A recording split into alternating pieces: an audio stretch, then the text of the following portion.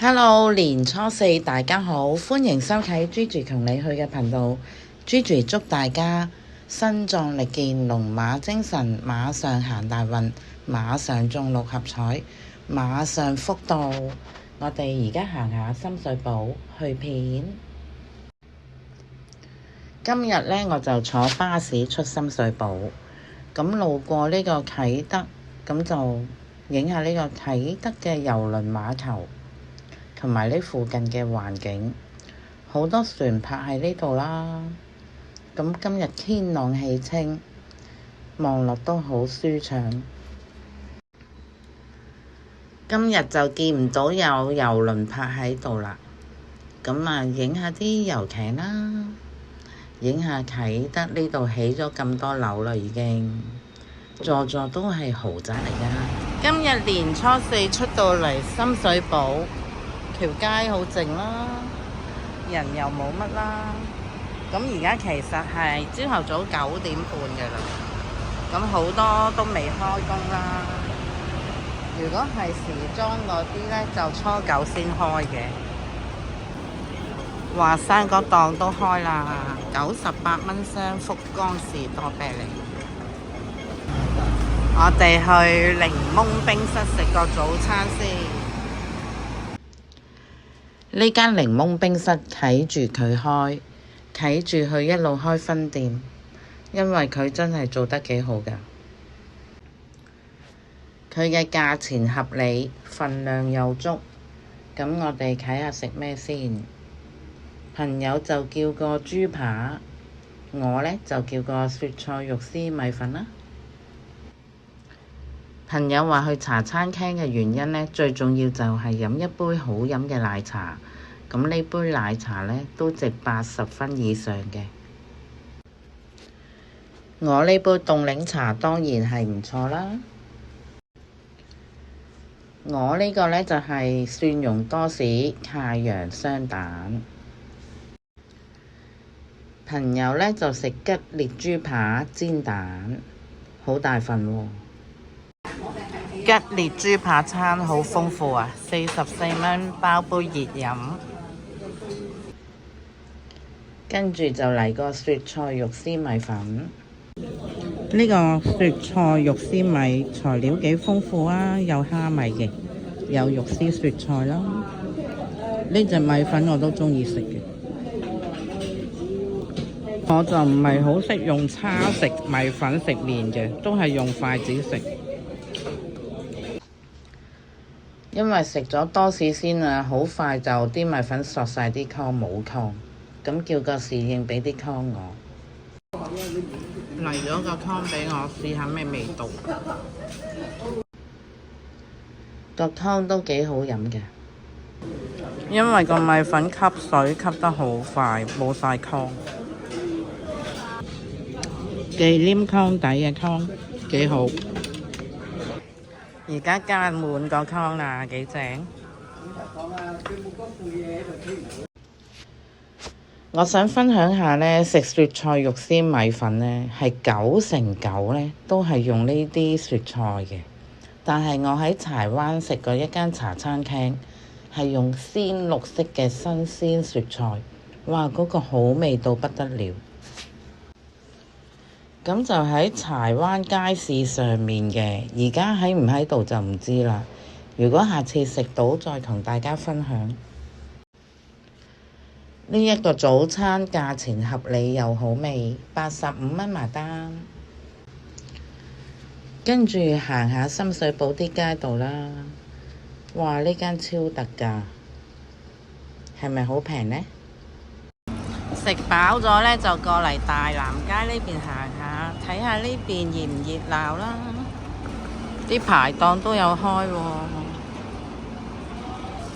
但係鋪頭呢就好多都休息嘅。最快都開初5啊！呢間凍肉鋪就有開啦。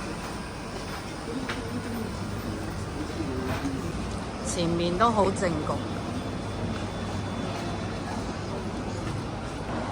和昌初6啟市，呢間海鮮都係初6啟市。成條街都比較靜咯，車都冇架。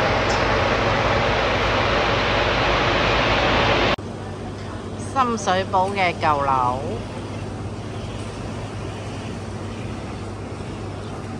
今日條街好靜啊，不過見到對面朗益好多人過去睇下。呢間一路都係咁多人嘅。燒味單雙拼飯都係21蚊，跟住仲有特價雞啦，68蚊。最勁就係呢個燒鵝，特價168，仲送半斤叉燒或者燒肉。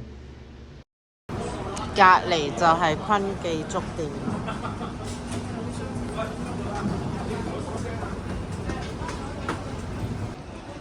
呢間係北河飯店，初5先開。本來呢條路好逼仄嘅，今日呢就好鬆動啦，好好行。同埋見到有好多食環署。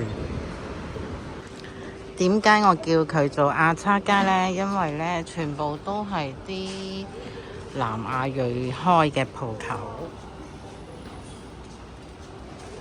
哇！今日嘅太陽超熱啊，好猛烈。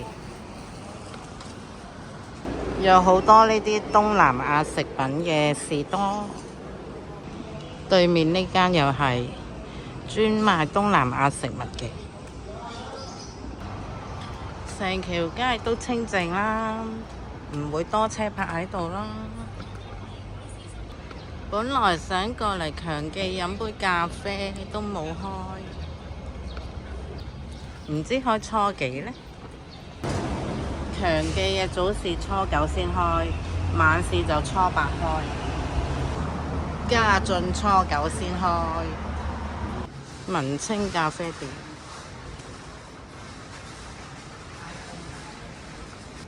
呢邊就係賣布匹嘅街，都冇開啊，成條都冇開。啲文青 coffee shop 就有開。呢啲 cafe 都有嘢食喎，有室外有室內，唔知邊度會熱鬧啲呢？啲東南亞食品店有羊賣嘅，牛都有。10大碗雲吞麵幾時開呢？初9先開啊！咁跟住睇埋前面嗰個暖心之作，食黑芝麻嗰間呢，我估佢都冇開嘅。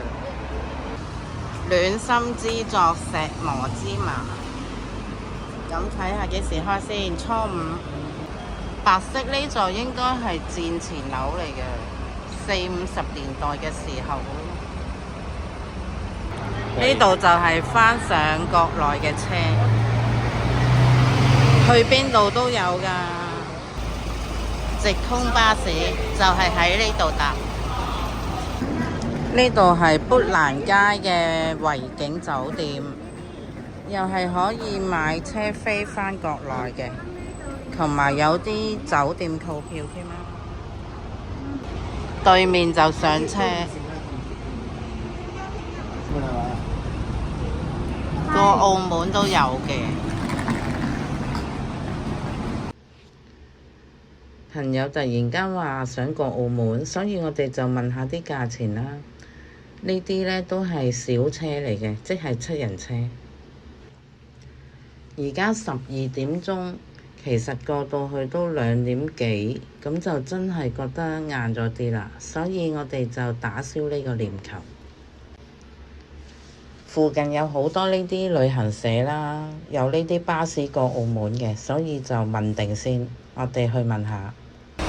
中旅巴士，想問過澳門嘅巴士飛啊，睇下有冇。原來呢啲都係細車7人車，咁就唔使落地過關嘅。喺太子呢度去到澳門呢，大約個半鐘。過到嚟呢邊呢，有港澳快線㗎。好似係環島中港通係嘛？